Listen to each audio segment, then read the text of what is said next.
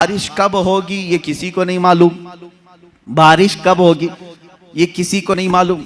लेकिन बारगाह मुस्तफ़ा सल्लल्लाहु अलैहि वसल्लम में एक साहबी हाजिर हुए, कहा कि आका कहत पड़ गया है, बकरियां सूख रही हैं, जानवर मरने के करीब में, बारिश नहीं है, कब आएगी? ये किससे पूछने आए साहबी? रसूल पाक से। जबकि कुरान कह रहा बारिश कब आएगी ये किसी को नहीं मालूम।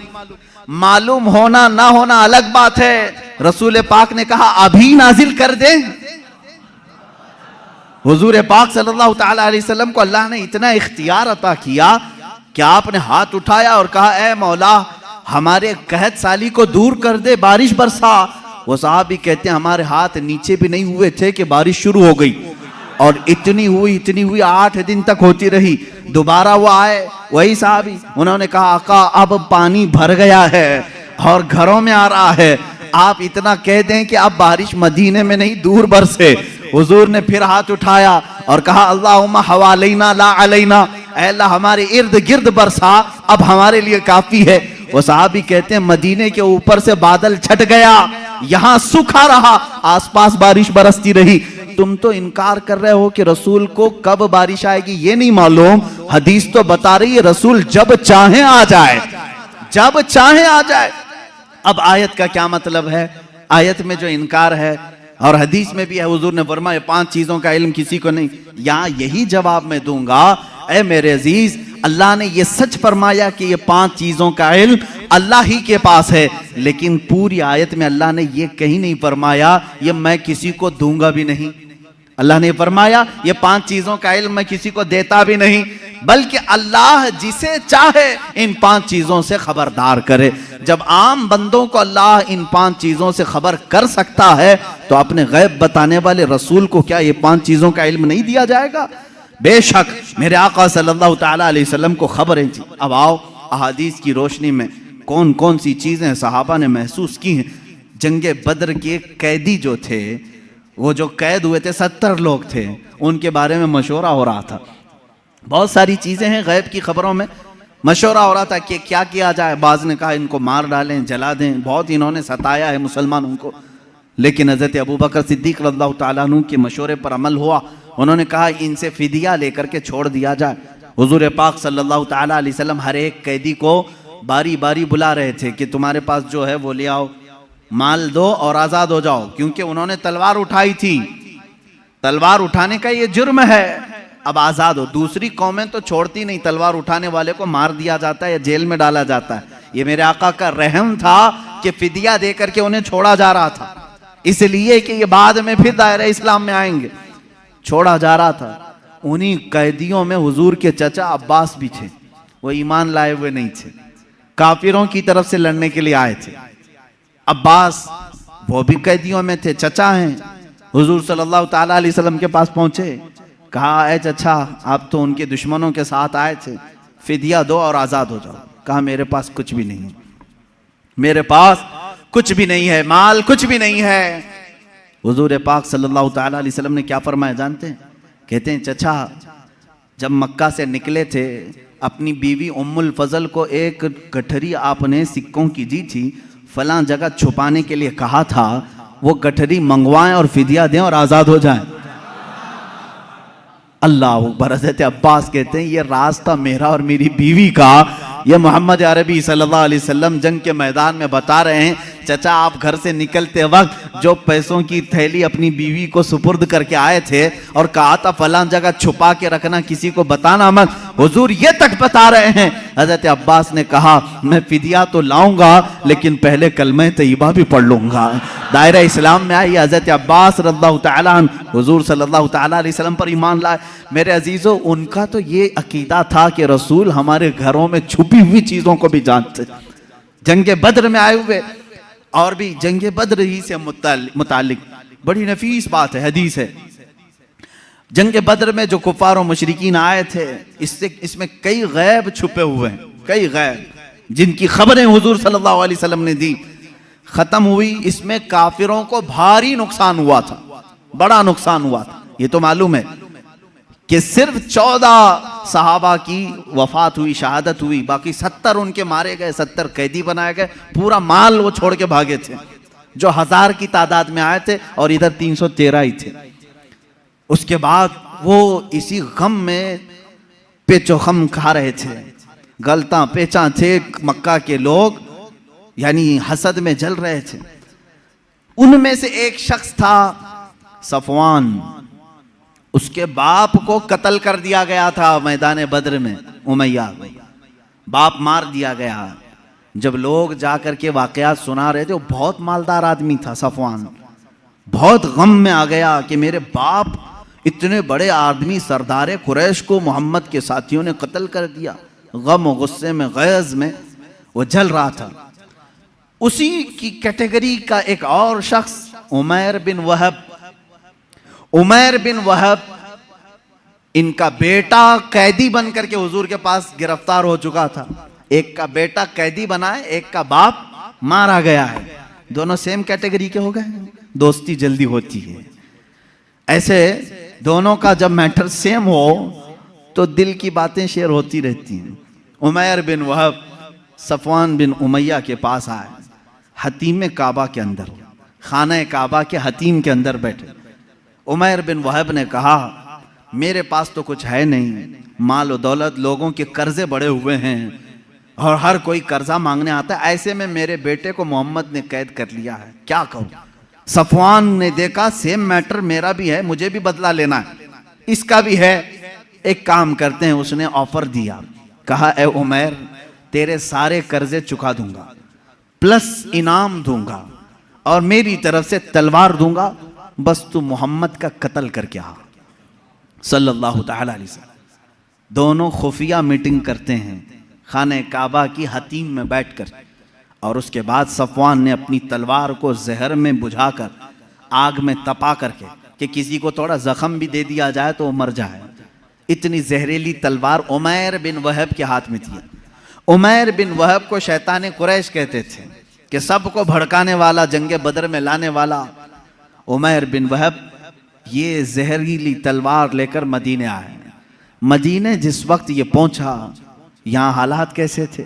मस्जिद नबवी के अंदर वो कैदी बंधे हुए थे, हुजूर पाक सल्लल्लाहु तआला अलैहि वसल्लम अंदर हैं, हज़रत उमर फारूक रज़ियल्लाहु तआला अन्हु चंद सहाबा के साथ पहरा दे रहे थे, और हज़रत उमर जहाँ खड़े हों किसकी मजाल है कि अंदर जाए।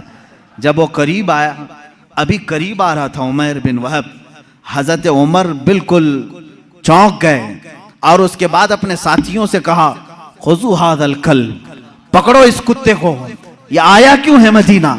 ये बद्र में दुश्मन बन करके आया था, ये अल्फाज है हदीस पाक में। कहा इस कुत्ते को पकड़ो जो पूरे लोगों को भड़का करके बद्र में ले आया था, और झपट पड़े उस पर और उसके गले में रुमाल डाल करके उसको फंदा बना लिया।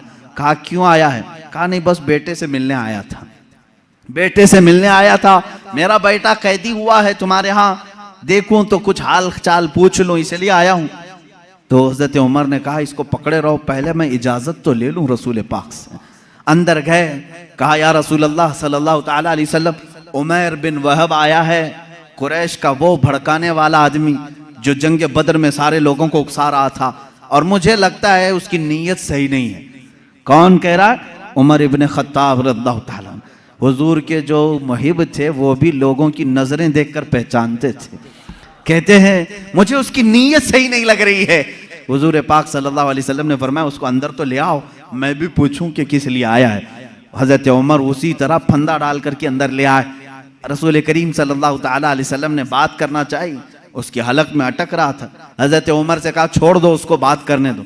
तलवार भी है उमैर बिन वहब के पास, जहरीली तलवार जो लटकी हुई है। रसूल करीम सल्लल्लाहु तआला अलैहि वसल्लम के ऊपर कभी किसी का रौब तारी नहीं हुआ, कभी हुजूर पाक के जिस्म अक़दस पर किसी का रौब तारी नहीं हुआ। निहायत ही संजीदगी के साथ अल्लाह के नबी सल्लल्लाहु तआला अलैहि वसल्लम ने पूछा, ए उमैर क्यों आना हुआ मदीने? उसने कहा बेटे की खैर खैरियत के लिए आया हूँ, मेरा बेटा कैदी बन करके आपके यहाँ आया है। हुजूर ने फरमाया नहीं, ये मकसद नहीं होगा तेरा, ये मकसद तो नहीं होगा, सच सच बता। कहा नहीं, बेटे की खबर लेने के लिए ही तो आया हूँ। हुजूर ने फरमाया बेटे की खैरियत पूछने के लिए तलवार लेके क्यों आए हो?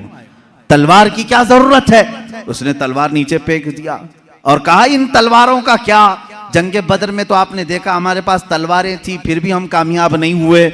इन तलवारों का क्या लेना? वो बातें बना रहा था, जैसे सामने वाले को यूं समझा हो कि नहीं जानता है। वो तलवार नीचे रख करके कह रहा है, तलवार से क्या होना जाना है, कुछ तो नहीं होगा। हुजूर पाक सल्लल्लाहु ताला अलैहि वसल्लम जलाल में कहा, उमैर बिन वहब चुप हो जाओ, वो बात बताओ जो मक्का के हतीम में बैठकर सफवान के साथ तुम करके आए हो। हतीम काबा के अंदर बैठ करके तुमने जो सफवान के साथ डीलिंग की है, मुआहिदा किया, वो बात बताओ। ये रसूल पाक सल्लल्लाहु अलैहि वसल्लम ने जैसी कहा, उमैर बिन वहब कहता है मेरे बदन में राशा तारी हो गया, कपकपी तारी हो गई, इसलिए कि ये बात मेरे और सफवान के दरमियान राज थी। मक्का में तीसरा कोई नहीं जानता था, मदीने में बैठा हुआ ताजदार मदीना मेरी खबर दे रहा है। उमैर बिन वहब ने कहा, अशहदु अन्नका मुहम्मदन रसूलुल्लाह, मैं गवाही देता हूं कि आप अल्लाह के सच्चे रसूल हैं। तलवार छोड़ दी, ईमान ले आए। हजरत उमर ने गले से गले लगा लिया और उसके बाद बाहर आकर के कहते हैं सहाबा से, ऐ लोगों, पहले मुझे ये शख्स खिंजीर से ज्यादा नापसंद था, लेकिन ईमान लाया है, अब मुझे मेरे अजीज बेटे से ज्यादा महबूब है। ये ईमान की अलामत भी है। अल्लाह के नबी सल्लल्लाहु ताला अलैहि वसल्लम ने वो खबर दी जो हतीम काबा में बैठ करके वो राज़ो नियाज से बातें कर रहे थे। इसलिए मेरे अजीजों, जब आप अपने घर में तन्हाई में बैठ करके याद करें, इस यकीन के साथ याद करो कि मेरा नबी सुन रहा है, मेरे आका को इसकी खबर है। अब रही बात, वो जिंदगी में जानते थे, बादे वफात भी जानते हैं। ये भी दलील हमारे पास। पहले हम जिंदगी ही की बात कर लें, जाहिरी जिंदगी की। अल्लाह के नबी सल्लल्लाहु ताला अलैहि वसल्लम के साथ एक बार नहीं कई मरतबा ये मामला आता है। जंगे मौता, ये जॉर्डन की सरजमीन पर, उर्दुन, जिसको अरबी में उर्दुन कहते हैं, इंग्लिश में जॉर्डन। जंगे मौता ये बड़ी खतरनाक जंग हुई है सहाबा के साथ। उसमें रसूल करीम सल्लल्लाहु ताला अलैहि वसल्लम शरीक नहीं थे, मदीना तैयबा में थे चंद सहाबा के साथ। इसमें सहाबा गए, हजरत जाफर तैयार अल्लाह ताला सिपह सालार बन करके गए थे। हजरत जाफर तैयार हुजूर सल्लल्लाहु ताला अलैहि वसल्लम के चचेरे भाई हैं, हजरत मौला अली करमल्लाहु वजहुल करीम के सगे भाई हैं जाफर बिन अबी तालिब।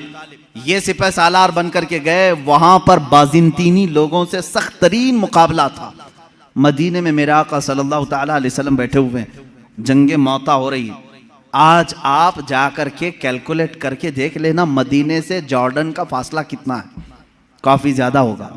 वो एक अलग कंट्री है, आज ये सऊदी अरब अलग कंट्री है।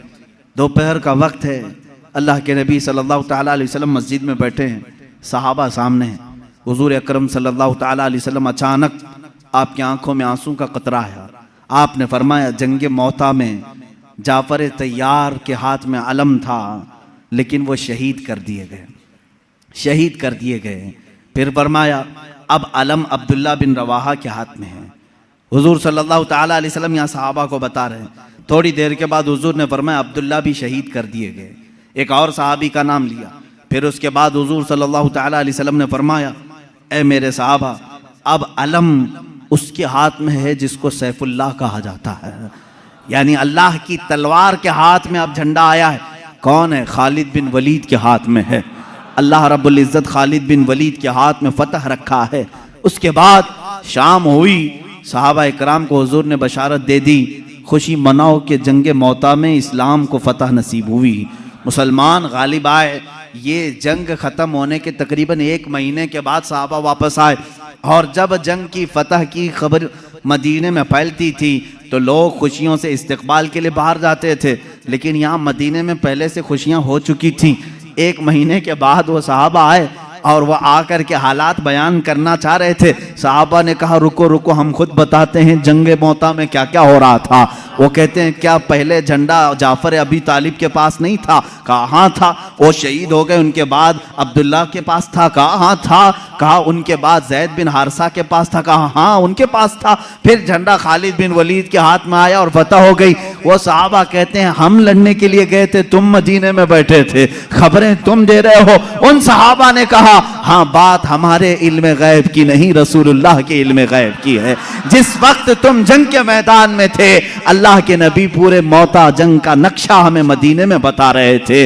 अजीज़ान गिरामी वक़ार, इसी को इमाम अहले सुन्नत फाजिल बरेलवी ने फरमाया, फरमाया है, सरे अर्श पर है तेरी गुजर, दिल फर्श पर है तेरी नजर, मलकूत तो मुल्क में नहीं कोई शय, वो जो तुझ पे आया नहीं। या रसूल अल्लाह और कोई गैब क्या तुमसे नेहा हो भला, जब ना खुदा ही छुपा तुम पे करोड़ों दुरूद। अजीजा ने गिरामी वक़ार, बेशुमार वाक़यात में सहाबा कहते हैं हमें मालूम था अल्लाह के नबी सल्लल्लाहु तआला अलैहि वसल्लम को इसकी खबर थी। अब अपने बाद होने वाले हालात को जो हुजूर ने बयान किए वो खुद एक अलग टॉपिक है। क़यामत की निशानियां रसूल करीम सल्लल्लाहु तआला अलैहि वसल्लम ने क्या क्या नहीं बयान किया। एक सहाबी हजरत हुज़ैफा बिन यमान रदियल्लाहु तआला, ये एक ऐसे सहाबी हैं, ये इनकी खुसूसियत ये थी हजरत उमर फारूक इनको देखते रहते थे। क्यों जानते हैं? ये राज हुजूर सल्लल्लाहु तआला अलैहि वसल्लम के कुछ राजों से ये वाकिफ थे। हजरत हुज़ैफा, हजरत उमर जो है जब भी किसी का जनाजा होता तो सबसे पहले सफों में हजरत हुज़ैफा को देखते थे।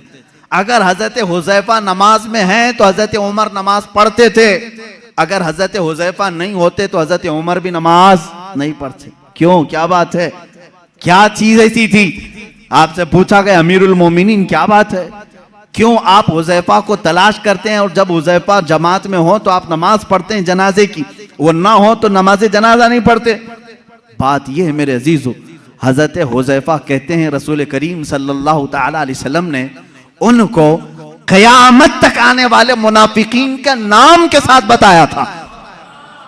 फलां बिन फलां मुनाफिक है, फलां बिन फलां मुनाफिक है, फलां बिन फलां मुनाफिक है। हजरत हुज़ैफा कहते हैं मैंने सब नाम याद रखे। हजरत उमर कहते हैं ये राज़े रसूल के जानकार थे और ये जानते थे कि कौन मरा है, मोमिन मरा है कि मुनाफिक मरा है। हजरत हुज़ैफा जिस जनाजे में शरीक होते हजरत उमर कहते मोमिन का जनाजा गया, जहां नहीं होते वो खुद ही दूर हट जाते। हजरत हुज़ैफा नहीं है इसका मतलब है दाल में कुछ काला जरूर है। मेरे अजीजों, हुजूर अकरम सल्लल्लाहु तआला अलैहि वसल्लम ने उन्हें नाम के साथ बताया था। क्या ये गैब की खबर नहीं है? ये गैब की खबर नहीं है किसके दिल में क्या छुपा है? ईमान और निफाक तो ये दिल की कैफियत का नाम है। हुजूर अकरम सल्लल्लाहु तआला अलैहि वसल्लम नमाज की हालत में हो और सहाबा इकराम पीछे नमाज पढ़ रहे हो, तब भी हुजूर फरमाते हैं तुम्हारे रुकू और सजदे भी मुझसे छुपे हुए नहीं, तुम अपने दिलों में जो सोचते हो वो भी खबरें अल्लाह ताला मुझ पर मुनकशिफ फरमाता है। अब हजरत हुज़ैफा रज़ियल्लाहु ताला अन्हु फरमाते हैं, वही हदीस सुन लें। हुजूर अकरम सल्लल्लाहु ताला अलैहि वसल्लम एक दिन अपने हुजरे से बाहर आए, मिंबर पर खड़े हो गए, फज्र की नमाज पढ़ाकर मिंबर पर खड़े हो गए, खुतबा देते रहे, खुतबा देते रहे। हजरत हुज़ैफा कहते हैं जोहर की अजान हो गई, जोहर तक जोहर की नमाज पढ़ाई। हुजूर पाक सल्लल्लाहु अलैहि वसल्लम फिर मिंबर पर चढ़े, खुतबा देते रहे, असर हो गई, असर के बाद फिर खुतबा दिया, मगरिब हो गई, मगरिब के बाद फिर खुतबा दिया, इशा हो गई। इतना लंबा खुतबा पूरी जिंदगी पाक में कभी नहीं था। हजरत हुज़ैफा रज़ियल्लाहु ताला अन्हु इस हदीस के रावी फरमाते हैं ये वो दिन था जब मैं तन्हा नहीं और भी सहाबा थे। अल्लाह के नबी सल्लल्लाहु ताला अलैहि वसल्लम ने अपनी वफात के बाद से लेकर क़यामत तक आने वाले हर फितने को हुजूर ने खुतबे में बयान किया। और हुजूर हजरत हुज़ैफा फरमाते हैं इतने फितने, कौन किस फितने का बानी होगा, कौन फाउंडर होगा, कौन कौन सी जमातें तश्कील पाएंगी, कितने फिरके बनेंगे और फिरके का फाउंडर कौन होगा, उसके नाम के साथ हजरत हुज़ैफा कहते हैं 300 फितनों के बानियों के नाम तो मुझे याद हैं। हुजूर सल्लल्लाहु ताला अलैहि वसल्लम मिंबर पर बयान कर रहे हैं। और एक हदीस हजरत अबू हुरैरा से, हुजूर सल्लल्लाहु ताला अलैहि वसल्लम अपने हाथ में 2 किताबें लिए हुए थे। पूछा हजरत अबू हुरैरा ने क्या है? हुजूर ने फरमाया ये एक है, ये एक है, इसमें सारे जन्नतियों के नाम है, इसमें सारे जहन्नमियों के नाम। इसकी भी खबर अल्लाह ने रसूल पाक को अता की थी। अब कौन कौन सी चीजों को तुम निकालोगे कि ये नहीं जानते थे, वो नहीं जानते थे, कौन जन्नती है और कौन दोज़खी है, इसकी खबर भी मेरे आका सल्लल्लाहु ताला अलैहि वसल्लम अता फरमा रहे हैं। बल्कि जन्नत के अंदर पहुंचने वालों की खबरें, दोज़ख में कौन कौन जाएगा उनकी खबरें, कब्रों के मुतालिक, यहाँ तक कि एक हदीस पाक है हुजूर सल्लल्लाहु ताला अलैहि वसल्लम गुजर रहे थे, एक जगह कब्रस्तान के खड़े हो गए और आपने एक बेरी के दरख्त की टहनी शाख को तोड़कर उन कब्रों पर लगाया, हरे हरे पत्ते थे।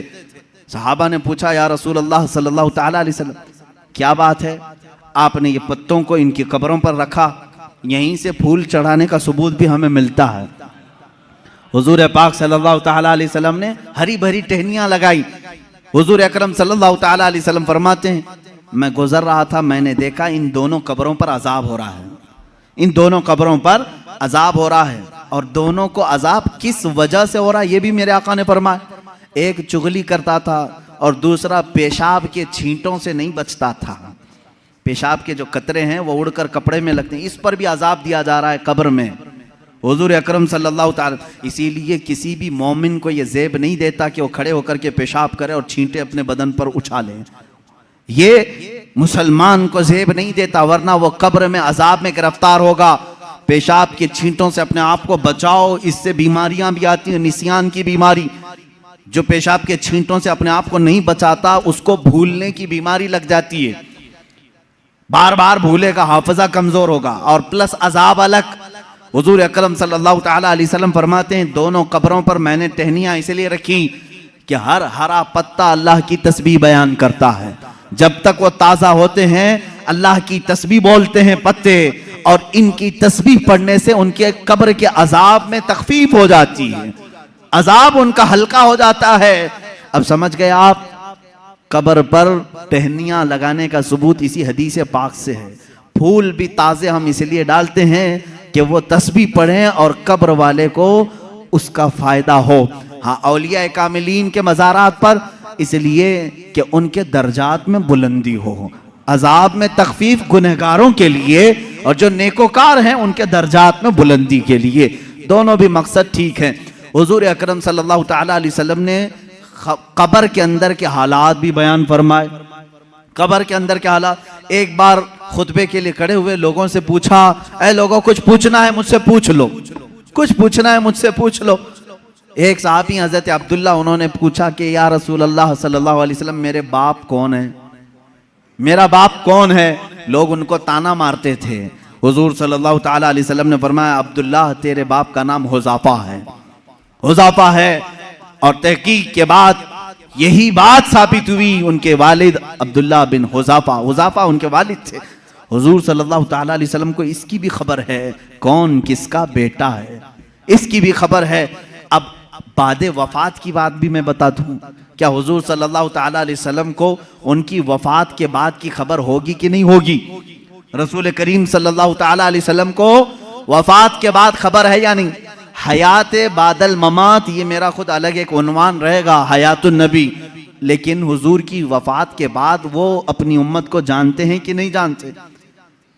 अजीज़ान गिरामी, एक सहाबी कहते हैं हुजूर सल्लल्लाहु ताला अलैहि वसल्लम से, उन्होंने अर्ज किया, आका मैं आपसे करीब होने के लिए क्या करूं? हुजूर सल्लल्लाहु ताला अलैहि वसल्लम की वफात के बाद की बात पूछ रहे हूं। हुजूर ने फरमाया, तुम कसरत से दुरूद पढ़ो, कसरत से दुरूद पढ़ो। उन्होंने पूछा, हर उस सहाबी ने अच्छा किया जो पूछा। इस जमाने में वो फतवा भी दिया जा सकता है। उन्होंने पूछा, या रसूल अल्लाह सल्लल्लाहु अलैहि वसल्लम, क्या आपकी वफात के बाद, मौत के बाद मेरा पड़ा हुआ आप तक पहुंचेगा? यही तो सवाल है दूसरों का। और उन्होंने सुन्नियों का बोझ भी हल्का किया, कोई शक में ना रहे। हुजूर पाक सल्लल्लाहु अलैहि वसल्लम ने जवाब में भी इतना ही नहीं फरमाया पहुंचेगा, बल्कि यूं फरमाया उस सहाबी को, वो और लोग हैं जिनके मरने के बाद हड्डियां गल जाती हैं, जिस्म सड़ जाता है। इन्नल्लाह हर्रम अलल अर्दि अन तअकुला जसादल अंबिया फनबियुल्लाहि हय्युन युरज़क़। अल्लाह के नबी फरमाते हैं, हदीस है, बेशक अल्लाह ने जमीन को हराम कर दिया है, वो नबियों के जिस्मों को खा नहीं सकती।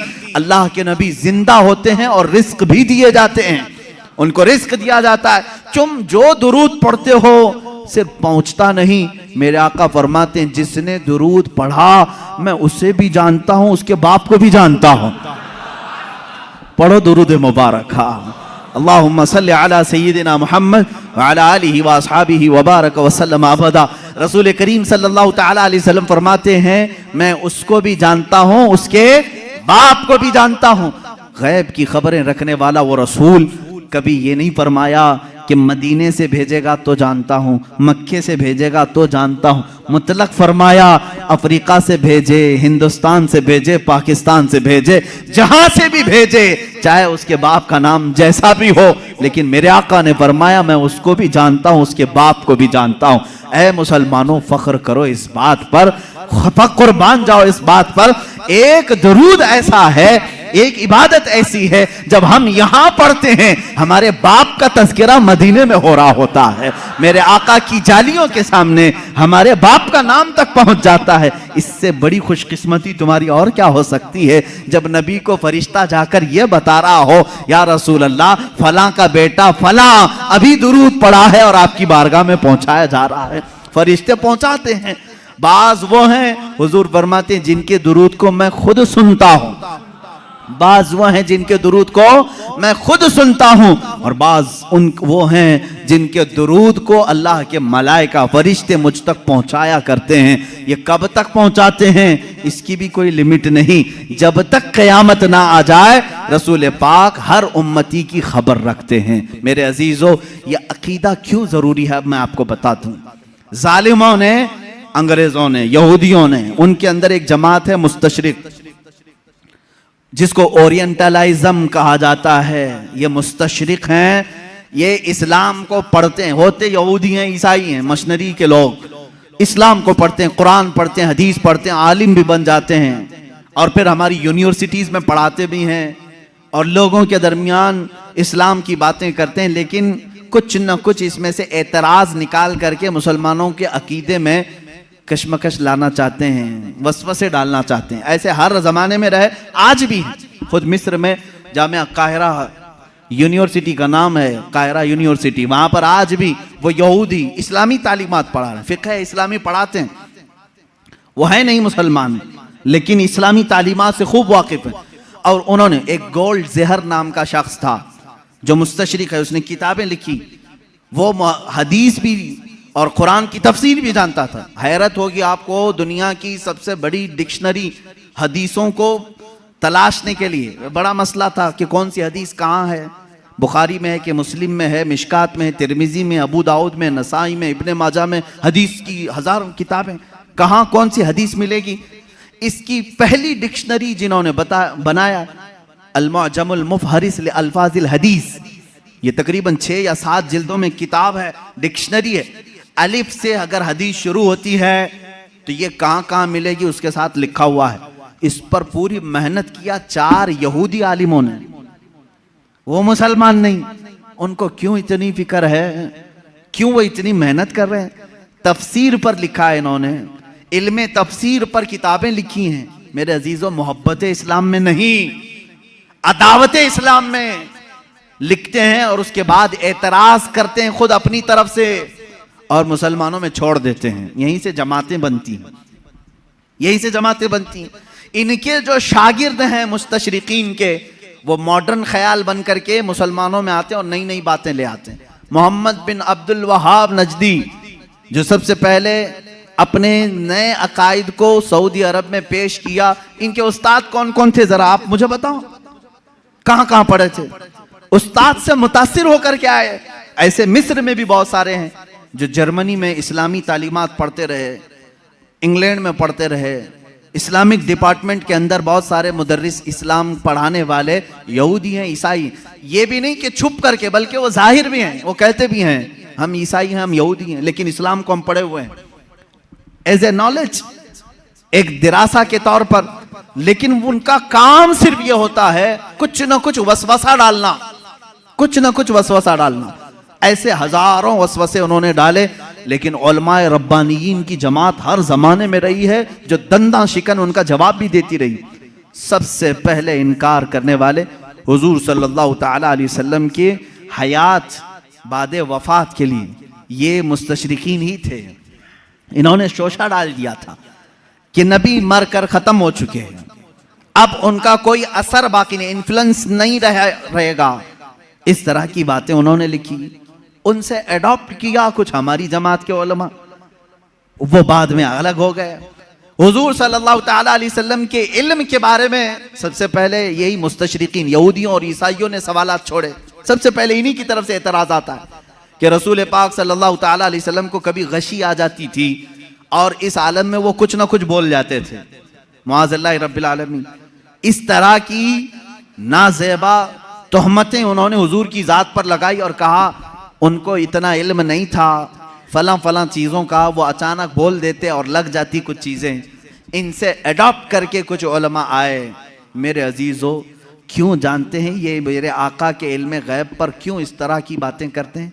सिर्फ इसलिए कि उम्मत के जहन में हुजूर का मर्तबा कम कर दिया जाए। आज तुम्हें डर किस बात का लगता है? नबी की शान में एक जुमला भी कहने से 1000 बार सोचते हो। अल्लाह के नबी हैं, उनके बारे में हम मजाक में भी कोई जुमला नहीं कह सकते, ईमान चला जाएगा। आज तक ये डर है या नहीं? आज तक ये डर है। लेकिन ये चाहते हैं कि उनको भी आम इंसान की तरह पेश कर दें, उनका भी मजाक हो सकता है। तो जब उम्मत मजाक को सहना पसंद कर लेगी तो समझ लो कि तुम्हारा रिश्ता खत्म हो गया, अब तुम्हारा इस्लाम ही खोखला हो गया। तुम नबी की हर बात को मजाक में भी ले सकते हो। अरे उन्होंने यूं ही कह दिया होगा, कभी बशरियत में ये भी बोलते थे, कभी वो भी बोलते थे, उनकी बातें ऐसी थी। मुआज़ल्लाह रब्बिल आलमीन। यहां आ जाती है बात सीधे तुम्हारे इस्लाम की जड़ों पर, इसलिए इसको इतना हल्का मत समझना। इल्म गैब पर डिस्कस करने वालों को मैं ये कहता हूं, ऐ नौजवानों, तुम्हारी ये फील्ड नहीं है, तुम्हारा ये मैदान नहीं है, मुनाजरे करना तुम्हारा काम नहीं है। बस इतना तुम अकीदा रखो, हम इस मसले में कोई गुफ्तगू नहीं करना चाहते। मेरे रसूल को इतना इल्म था जितना मेरे मौला ने दिया था। रब ताला जाने कितना दिया था, रसूल जाने कि कितना लिया था। बस इस पर तुम अपनी गुफ्तगू को खत्म कर देना। दूसरा, कोई भी शैतान तुम्हारे पास आए, मैसेज करे, रसूल को इस बात की खबर नहीं थी, रसूल को उस बात की खबर नहीं थी, तुम हर एक के डिबेट में मत बैठना। शैतान गुफ्तगू में लगा करके तुम्हारा ईमान सल्ब करना चाहता है, तुम्हारे ईमान पर डाका डालना चाहता है। शुरू में तुम डिफेंस में जवाब देते रहोगे और जब थक जाओगे तब सोचो कि मेरे भाई सही कह रहा है सामने वाला, मेरे पास तो कोई दलील ही नहीं, हमारे उलमा के पास भी कोई दलील ही नहीं। इमाम राजी के पास शैतान आकर के उनके खुदा का यकीन उनका मुतजलजल कर गया था। इमाम राजी वक्त के बड़े इमाम हैं। शैतान एक बुजुर्ग की शक्ल में आया और कहा, तुम अल्लाह को एक मानते हो, क्या दलील है तुम्हारे पास? उन्होंने दलील दी। दूसरा, उसने शैतान काट दिया, कहा ये तो नहीं हो सकता। दूसरी उन्होंने दलील दी, वो भी काट दिया। उन्होंने अल्लाह के एक होने पर 360 दलीलें दी। उनकी मौत का वक्त करीब था, 360 दलीलें दी। लेकिन बाद में उनके पीरो मुर्शिद नजमुद्दीन कुबरा रहमतुल्लाह ताला अलैह, उनकी मदद आई।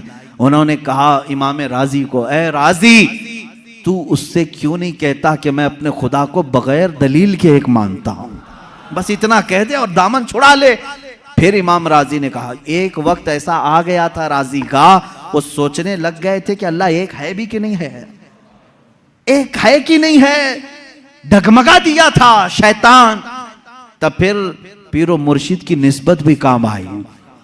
कहा नहीं, इस बारे में मैं दलील ही नहीं देता, मैं मानता हूं अल्लाह एक है तो एक है।